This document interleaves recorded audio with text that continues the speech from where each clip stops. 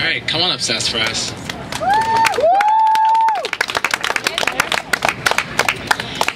Years ago, I walked out of my mother's house for the last time. Bruised and afraid, I was ignored by my county's child protective services agencies.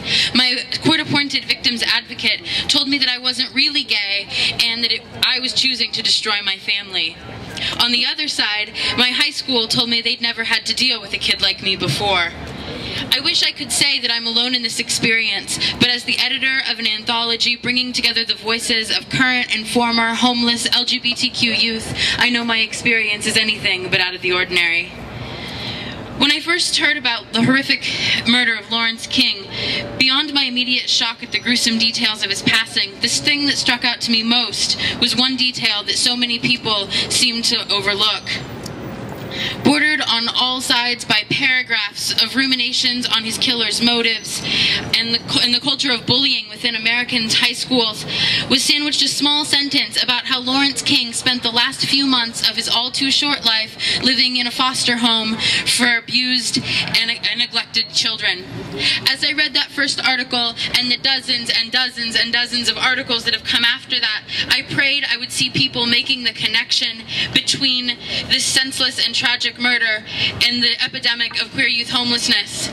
But so far, the media and even the community has remained shockingly silent on this aspect of his life.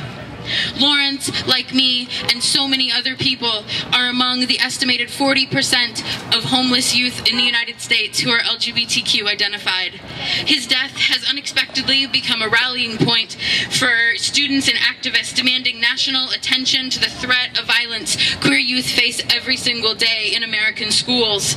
I believe his murder must also be seen as a call to action to not only end violence, but bring attention to the needs of homeless queer youth in every city across this country.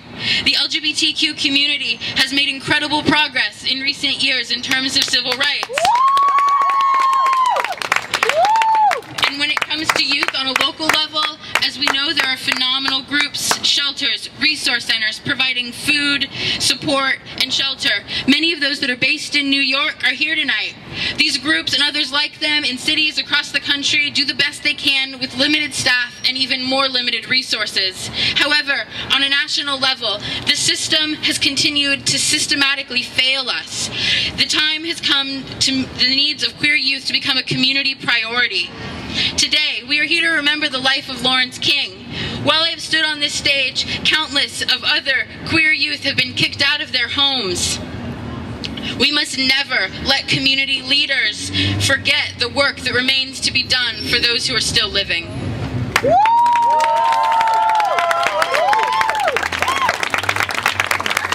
Thank you.